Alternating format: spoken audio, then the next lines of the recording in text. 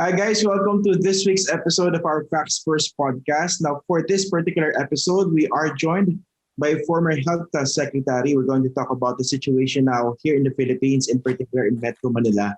As you all know, as we speak, the Philippines is now number one in Southeast Asia in terms of the number of active COVID-19 cases. The latest figures as we speak, at least 124,000 active cases. Now, the basic question is, why did we come to this?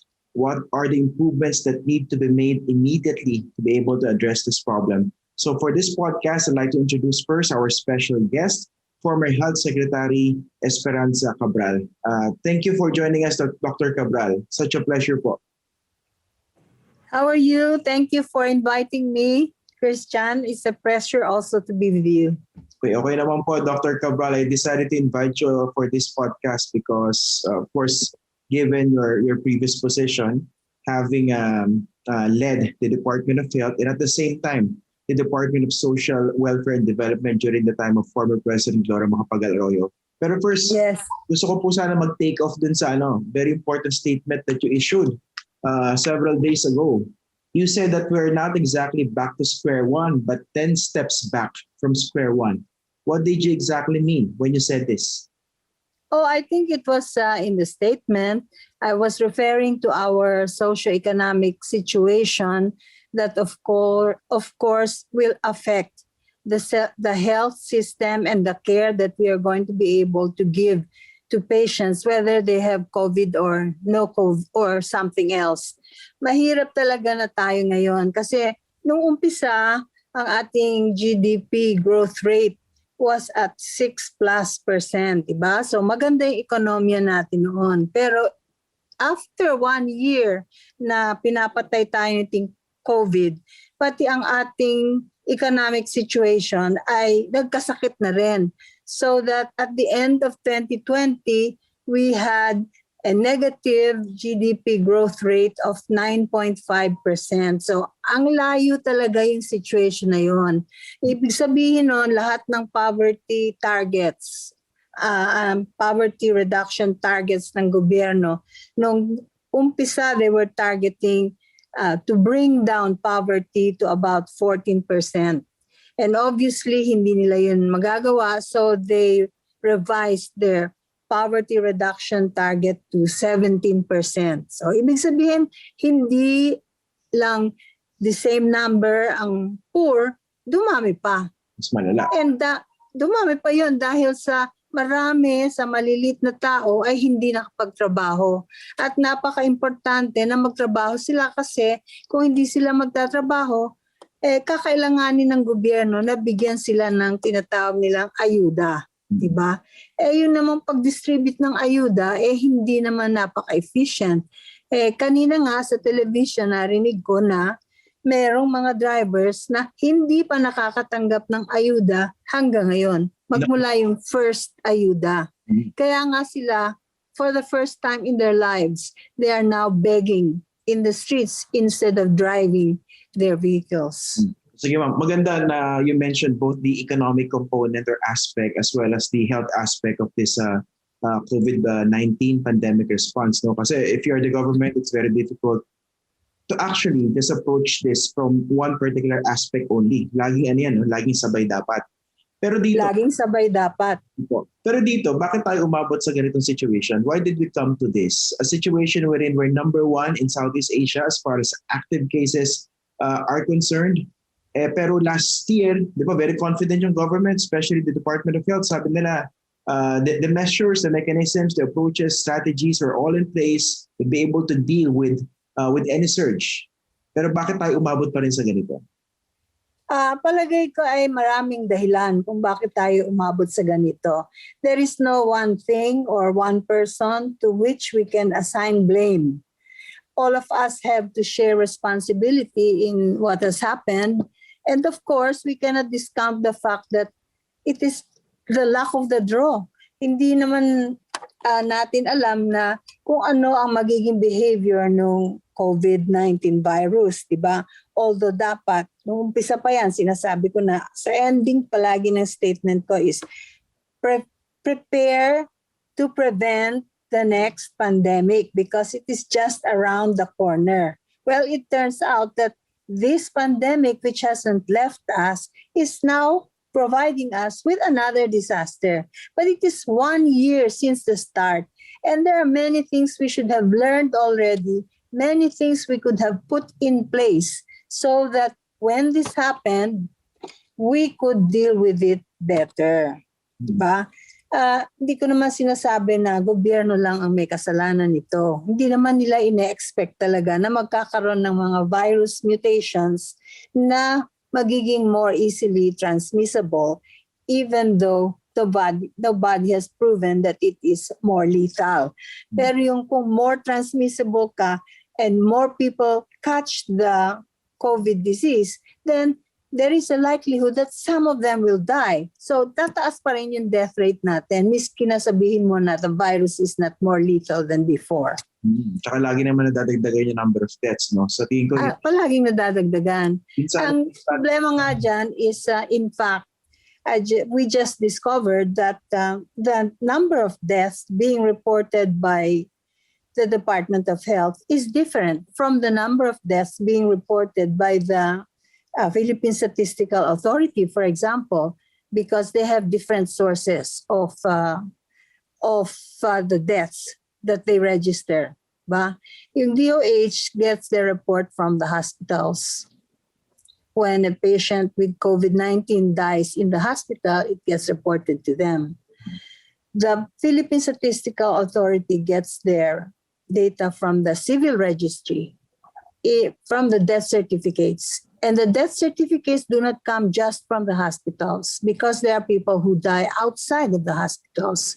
So in their data, there are actually more than 20,000 deaths from COVID-19 compared to the 13,000 COVID deaths that the DOH reports. So which one is more accurate or credible? Well, the official reporting will be from the PSA because they are the ones who hold the civil registry. Okay. So that is the more credible data, no, as far as the number of deaths is concerned. Pero dito, from the perspective of policymaking, kasi nga, naman talaga magsisiyan at this time kasi we have no other choice but to support one another. Pero yes, rin talaga importance of seeking accountability. Baka naman kasi talaga may nagkulang on the part of those running this pandemic response. Kanina may mga pagkukulang, no? Na hindi natin nagawa after more than a year of dealing with this pandemic. Can you be more specific? Ano yung mga hindi nagawa ng mga policymakers natin? Ano to be, for instance? Sure. Let's go back to what I said a year ago. The 4 imperatives that I said government has to do when it deals with COVID-19. Diba? Una is know the enemy. Pumupunta dito yung testing and tracing. And obviously, we lack with the testing. Hindi pa rin natin abot yung number of tests na kailangan natin gawin every time, at every situation. Like at this situation, we're supposed to be doing about 150,000 PCR tests every day. Pero we're doing something like 50,000. So we're not catching the people with COVID-19 who are in the 100,000 that we should have tested. And now they say the positivity rate is almost 20%. So ang ibig sabihin doon sa 100,000 na hindi natin na-test, 20,000 nun actually merong COVID. Yun nga. Diba? Na hindi natin alam kasi hindi natin na-test. Based on the positivity alone. Based on the positivity rate alone. Yeah, just on that. Ngayon, hindi na nga natin na alam yon yung 20,000 na yon kung sino yun dun sa mga 100,000 na yon.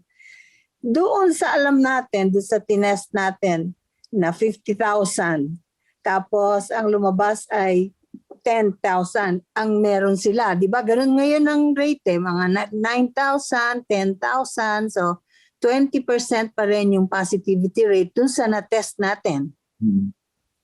Di kailangan naman nating i-contact trace yung mga alam natin na positive. So yung 10,000 na yun, kailangan natin malaman sino ang na-expose doon sa 10,000 na yun. And I think that is the weakest link as far as knowing the enemy is concerned. Kasi hanggang ngayon, wala pa tayong unified app para dito sa contact tracers. Nawawala na ng pera yung mga LGUs, kaya yung mga contact tracers na hinire nila, inaalis na nila, and they're just keeping a fewer number dahil sa that's all they can afford ngayon. Tapos yung mga contact tracers, ang nagagawa nila yata sa isang araw ay mga 10 o hanggang 15 na at the most na trace nila. Ang kailangan nilang tracein ay mga 50. Dahil sa yung mga tao na yon, at pumunta sa maraming lugar. At doon sa kanilang mga tinitirahan, maraming taong nakatira, siksikan sila doon. So, napakaraming problema yung contact tracing. Sa treatment, test, trace, and treat. Yun ang sinasabi natin dun sa know the enemy. Dun sa treatment, palagi tayo may stock out position dun sa mga importanteng gamot. Dahil sa yung mga private hospitals, kailangan silang mag-order dun sa pharmacy or dun sa manufacturer ng kakailanganin nilang gamot. And hindi marami, kaya palaging stock out. Kailangan yung gobyerno alam nila, this is the list of medicines that are critical for use among severe and critical COVID patients. Dapat assured ang supply ng mga gamot na yon. But it really is not. That's why there is now price gouging. Yeah. Pag makakita ka ng gamot, yung gamot dapat to 1,000 pesos lang ang halaga, nagiging 10,000 pesos. Yeah, tama. So maraming problemang ganon na dapat ay tinututukan din ng ating pamahalaan para mapagsilbihan yung mga tao na nagkaka-COVID. So number 2 ay sabi natin, treat the sick. So sinabi na natin yung treat the sick, yung sa gamot. Pero hindi lang gamot ang problema. These days, pag ikaw ay nagka-COVID at pumunta ka sa emergency room ng Asian Hospital, for example, o Makati Medical Center, dun ka muna sa emergency room. And the likelihood na titira ka dun sa emergency room is mga 5 days to 1 week bago ka makakuha ng kwarto. Pero na lang siguro kung sa Makati Med, ang last name mo, Pangilinan, number 1 ka siguro, napapanik. Pero kung hindi, you cannot jump the line kasi magagalit sa yung ibang tao, di ba? And mahigpit yung mga doktor doon sa Makati Med at sa ibang lugar na hindi talaga sila nagpapa-jump ng line. So titira ka muna doon sa ER at kung hindi ka papatay, swerte ka na ipanik ka doon sa room. So hindi rin naasikaso yan yung pag-allocate ng beds para sa COVID patients. Dapat may programa na ganyan. Plus, dapat ay ina-anticipate natin na yun yung wala kasi yung anticipation, yung forward-looking planning. Porque ba last August, nakaya natin. Ibig sabihin ba na pag may sumunod, makakaya pa rin natin at kakayahin natin with the same kind of capacity? What is that going to mean? If previously, when there were 6,000 cases per day coming in, the doctors called for a timeout. Now there are 10,000 cases per day coming in. And pagpalagay mo na 5% na lang nun, ang pupunta sa ospital. Di 500 yata yun, na pupunta sa ospital at mangangailangan ng bed. Ang problema dyan, bawat isa, kung isang araw lang siya titigil doon, madali yung turnover, okay sana Kaso, ngayon, they stay there for almost a month. So the bed is occupied for a month by one person. Where would the others go? So we haven't done anything about that either. to increase the capacity, the bed capacity. And what is the reason? It's not just the beds. It's because the health workers are not available. Mhm. The doctors are somehow able to master their numbers so that they can take care of the patients. But they're really tired. They're really exhausted. The nurses is a different thing because the nurses will leave if they don't want to. If they don't want to work anymore in the COVID area because they're tired or they're afraid or things like that, they just leave. Or if their turn to go to London for employment comes, they will leave. That's Or their, if they, that's their choice. that's their choice. Choice nila talaga yan. Hindi natin sila dapat pigilan sa ganon. So, noong pa, sinasabi na rin natin na they have to build their reserve capacity.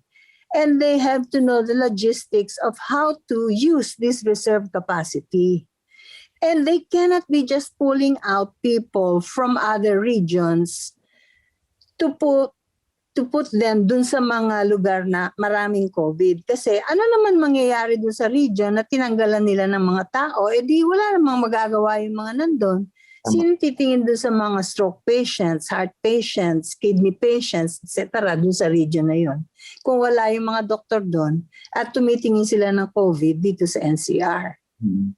You mentioned yung August situation wherein a group of doctors called for a timeout, diba? And this was granted at first I think by the government kasi na-offend pa si President Duterte dahil nagreklamo sila openly. Eventually, this was granted, no? Interesting yung sinabi nyo na dapat dun pa lang nagkaroon na ng foresight, diba? To be able to prepare. Pero saan nyo i-attribute yung ganitong unpreparedness that we're seeing now?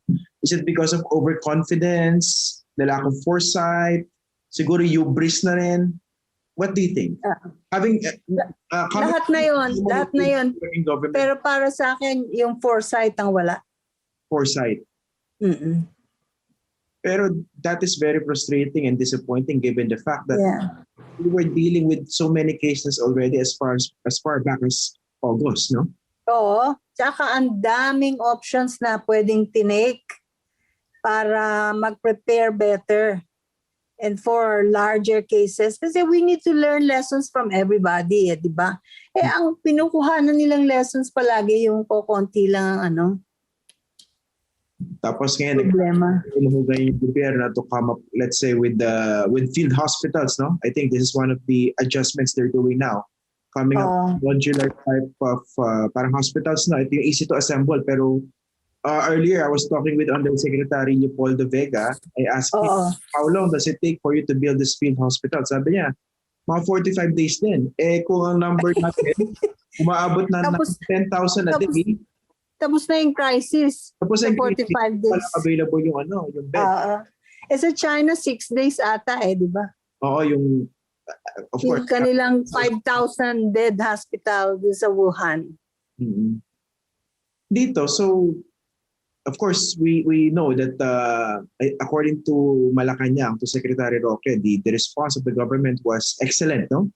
Pero in reality, parang let's give them some sense of a reality check here. How would you assess the government's pandemic response so far? Well, I always tell my people at the Department of Health kasi I of course talk to them and I said that I know you're doing your best, but you have to do more because your best is not yet good enough. Wala naman nagsasabi na nagtatamad-tamarang kayo dyan Talagang alam namin na nagtatrabaho kayo. Pero baka yung pagtatrabaho ninyo is not as smart as it should be. Kaya napapagod kayo na wala pa ring resulta. So I think it comes to leadership and governance. Kasi yung mga tao dyan, they're all ready to do what you tell them to do.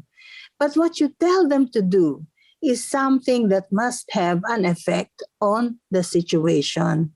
And if 10 months ago you did something and it was wrong, don't do it again because you're not going to get a different result. Oo nga. That's part of the famous a statement attributed to, I think Einstein, no? To Albert Einstein, yeah. Einstein, definitely. And we're seeing, About insanity. we're seeing it now.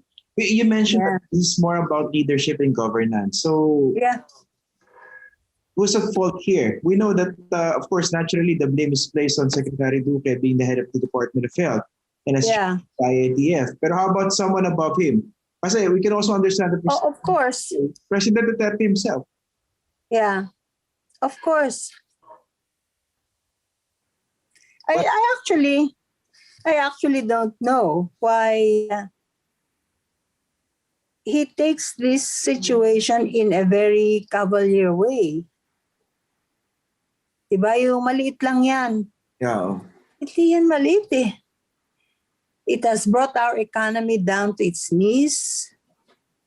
It has exposed the weakness of the healthcare system that has been underinvested in, underfunded for the longest time, not given the proper priority. Just look at those personal protective equipments. Okay, when we started, what did we have? Almost nothing. And people were wearing plastic. Alam mo na yung mga garbage cans, yung mga lalagyan ng garbage na plastic bag. Malaki. Yeah, yun ang ginagamit ng mga health workers to protect themselves. And that is pampalubag-loob lang yun kasi puro butas yun. Diba? It took months for the government to get real PPEs for their people. And who was filling the gap before that? It was private sector. Groups like the Towns Foundation that put out more than 1,600,000 PPEs to give to almost 700 hospitals that kept asking for the PPEs and the masks and the alcohol and the things like that.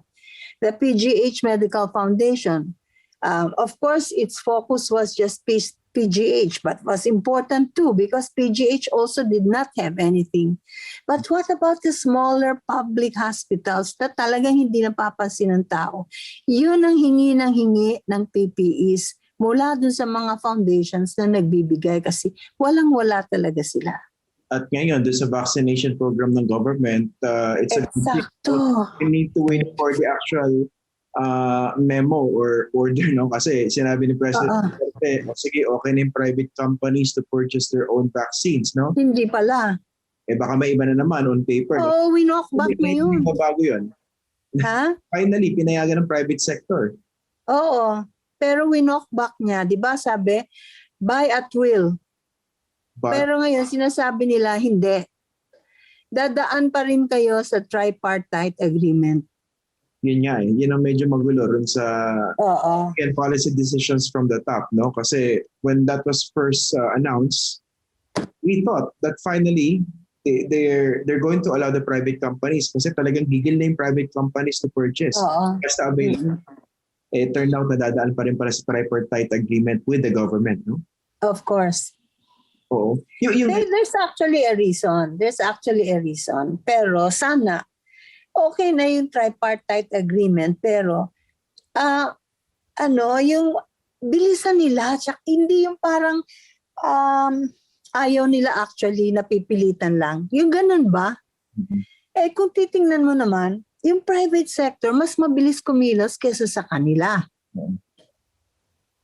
Tama. Ngayon magdo-donate pa sa kanila ng kalahati. Hindi ba ka nakakahiya yung ikaw yung pamahalaan, sinabi mo, lahat ng tao ay babakunahan ng libre at ang national government ang magbabayad. Yung pala, kukuha sila ng donation sa private sector para ipang-vaccinate. O hindi sila nagbayad nun. Tapos galit ka pa, medyo. Galit ka pa. Oo. Parang utang na loob pa ng private sector. Utang na loob pa ng private sector na tumulong sa gobyerno. Oo. Ito Secretary Cabral, I'll try to be blunt here kasi nga when people talk about this, parang they tend to skirt the issue to dance around it. Kasi when you mention leadership and governance, of course there's Secretary Duque, but there's President Duterte. Do you sense competence here on the part of the President in terms of leading this response? Ano? Do you sense incompetence? To be blunt about it. To be blunt about it, I Yes. think that they can be doing a better job. I'm not sure that I want to say they are incompetent, but they can be doing a better job. I'm sure they can. Yun nga eh. Kasi parang every little action or inaction by those governing us can lead to Mm-mm. death or save the life of certain people eh. Kaso Yeah. ito, medyo magulo. Oo. Doon sa may nagpo-push to abolish certain senators, no, the interagency task force. Yes. Do you think that's a good idea? Kasi naturally naghahanap ng masisisi, hindi lang yung mga Oo. ordinary people but even the politicians, no? Pero this time, Syempre. ITF. Hindi ko alam kasi kung ano ipapalit. Kunyari, gagawa ka na naman ng bagong structure. Tapos, kakailanganin mo na naman ng tao. Tapos, yung tao, ang mag-a-appoint nun, the same person na nag-appoint dun sa mga tao dun sa IATF. Eh di, magkakapareho lang yun eh. So, same banana. Kumbaga, Siguro, kumbaga, kailangan mo ng interagency task force pa rin naman kahit sino yung Oo. because you need to coordinate the efforts of government. Correct. And actually, that is a law. Yes, oo. Ang reklamo siguro nila, yung tao nakaupo ngayon. Ay, yung taong nakaupo ngayon, kailangan niya siguro ng konting fresh ideas, new blood. Kasi isang taon na siya dyan eh. Pagod na sila. Yung thinking nila na telescope na, parang telescopic view na sila. Baka kailangan nila ng disruptor within the IATF to say, why don't we do this instead? Oo. Kasi nandiyan yung tendency ng groupthink eh, na para bang you get comfortable with each other's ideas and then you tend to reinforce even sure. Tapos pag may criticism, they will circle the wagon. Hindi sila tatanggap ng criticism no matter how constructive it is. Yan ang problema. How about Secretary Duque? What do you think? Do you sense that he's still firmly in control of this IATF? Or if you look at the dynamics kasi, ito napapansin ng marami to eh. Even the simplest announcements during this entire pandemic response by the government since last year, parang lagi nakaasa kay President Duterte to make the announcement. Kumbaga parang mayor type. Ayun na hindi ko maintindihan. Bakit nakikialam pa yung presidente dun sa mga day-to-day activities at saka regulations? Kailangan approve niya lahat. Bawat isang resolution ng IATF, kailangan i-approve ni presidente. Bakit nga ba? Hindi ko alam. Pero as a rule kasi, dapat ano na yan. That's why you have the IATF, no? Or baka correct, dapat. Pag may pirma na yun ni Secretary Nograles at ni Secretary Duque, yun na yun. Hindi kaya because of the leadership style of the president. Kumbaga, takot yung mga nasa ibaba niya to make certain decisions kasi nga, he could make an entirely different decision compared to what was agreed on within the IATF. Kasi nandun pa rin yung attitude niya eh. Ay, ganun nga siguro. Kaya kung bakit ayaw nilang magsabi ng approve yan hanggang hindi na-approve ng presidente. Eh kung minsan naman, na-approve na nga niya, nakalimutan niya. Babaguhin na naman niya. Like yung sa yung indemnification law that he signed. Oo. Marami nagulat doon, no? Para bang signed it last month or back in February. Parang Feb pa yata, no? Oo.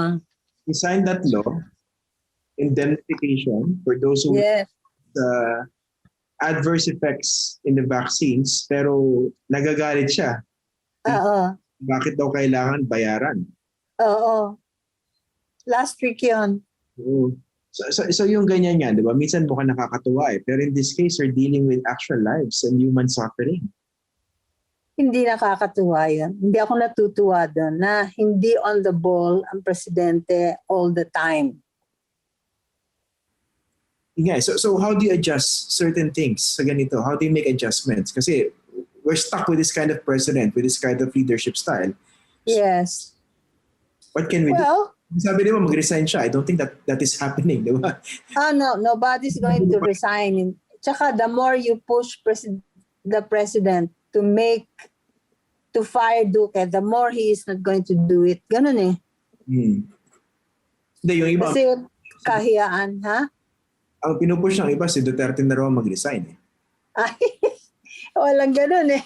Oo. Lalo nang hindi niya gagawin yun. Oo. Magiging si Leni Robredo ang presidente. Impossible. Kung si Bongbong Marcos pa, baka. Pero itong si Secretary Duque nga, but how do you think, what do you think of the way he has been handling this pandemic? You hardly see him actually, di ba? And when you see him in inanities, like he will go with a meter stick to find out whether the physical distancing rule is being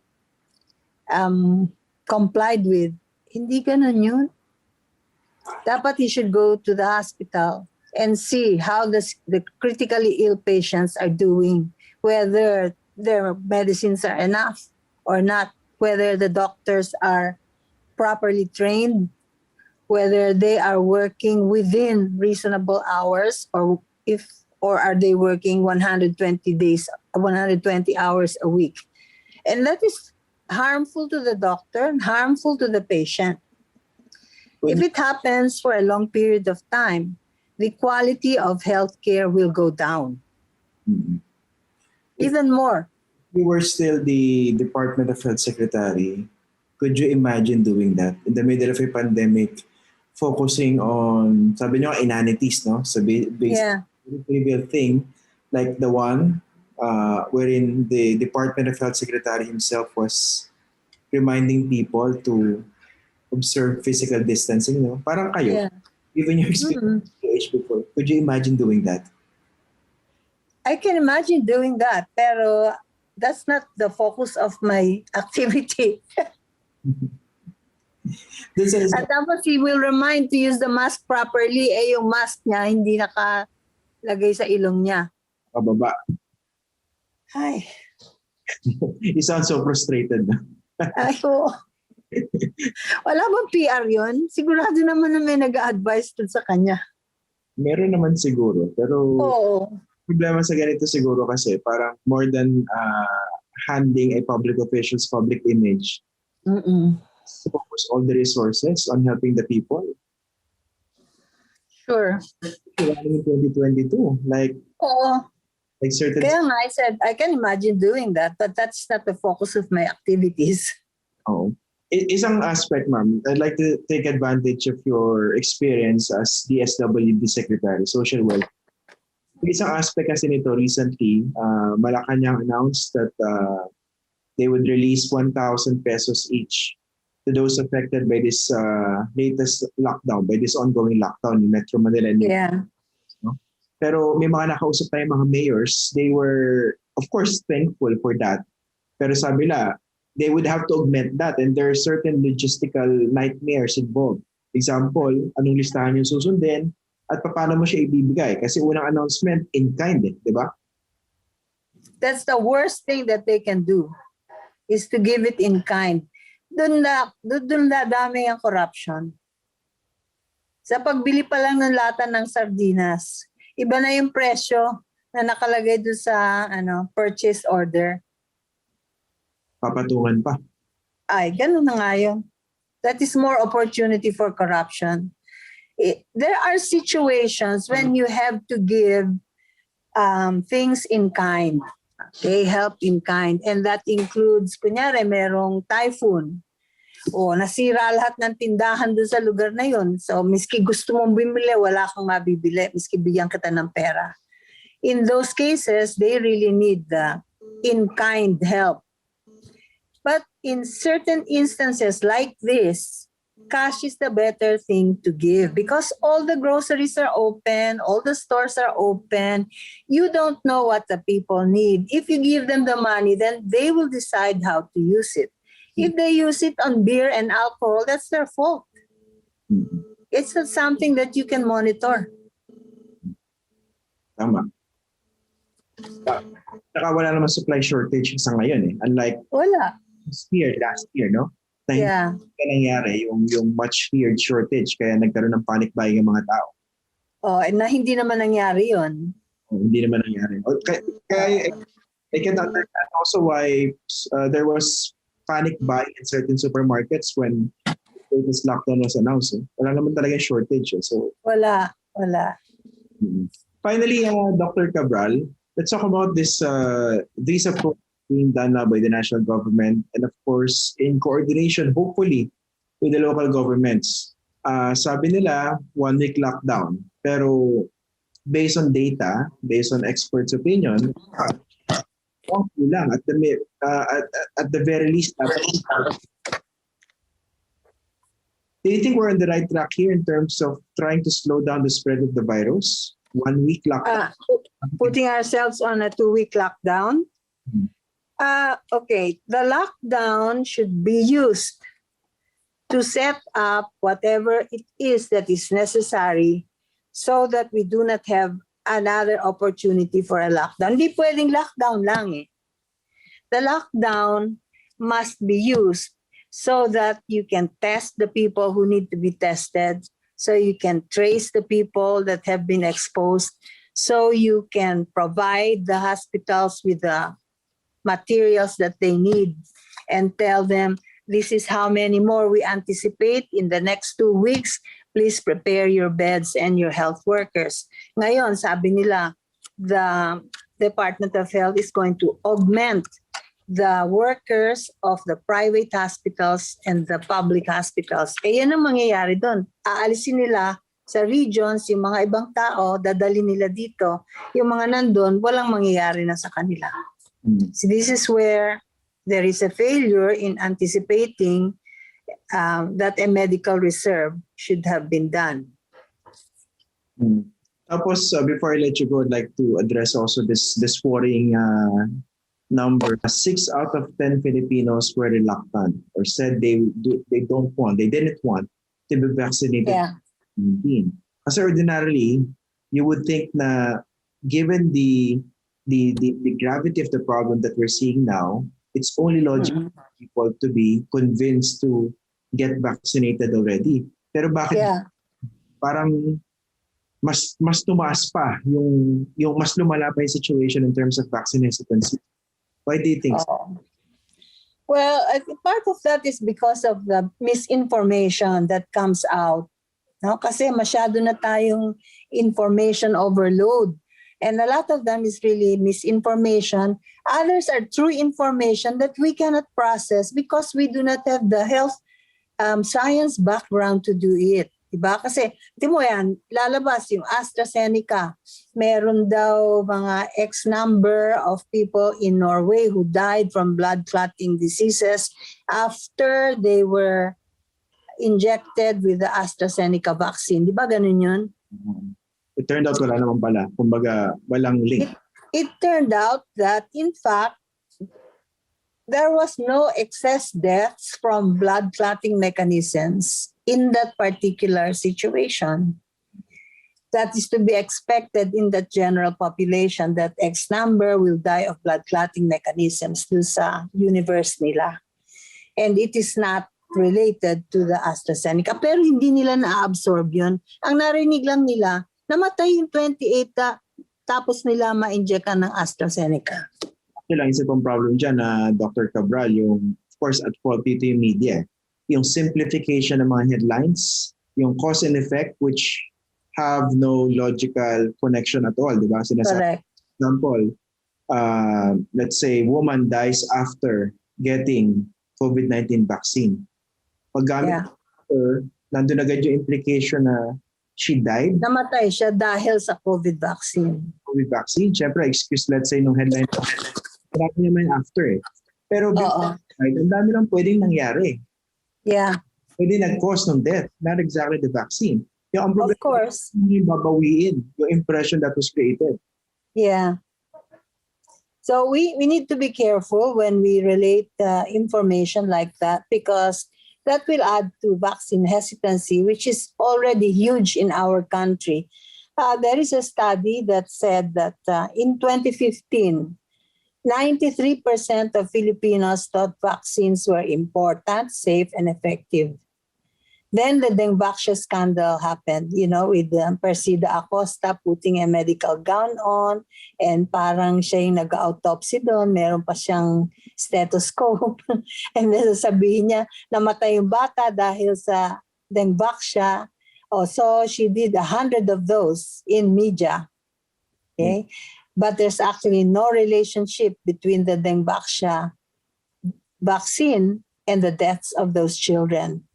So the vaccine confidence went down from 93% to 32%. Okay, so that's a very important thing. And then there are other reasons like may mga anti-vaxxers talaga that as a philosophy of life, they do not want to be given vaccines because, for example, they will relate vaccines to autism, ganyan, na hindi naman din totoo. So, malaking problema yung vaccine hesitancy and I was hoping na kung makita nila na yung mga doktor nagpapabakuna, medyo mawawala yung vaccine hesitancy nila. Yung doctors. Pero the survey says na not much effect. Kasi only 19, sabi dun sa survey ng Pulse Asia yan di ba? 19% were willing to be vaccinated. 16%. 16% o bumaba pa. Kasi the previous Octo was 19. At saka social weather station yata. Well, thank you very much, Dr. Cabral, for joining us on this podcast. I could sense your frustration, your disappointment, and a lot of people definitely share this kind of sentiment given what's happening now in the Philippines, especially in Metro Manila and the nearby provinces. I wish I could greet you a good day, pero talagang the situation is bad here in the Philippines as we speak. Maraming salamat po for joining us on this podcast. Maraming salamat, Christian, at maraming salamat sa iyong mga taga-subaybay. Again, thank you very much for listening to our podcast today. You can always catch this podcast on YouTube. It's also available on Spotify, Apple, Google, and Stitcher podcasts. See you again next week for another edition of our Facts First podcast.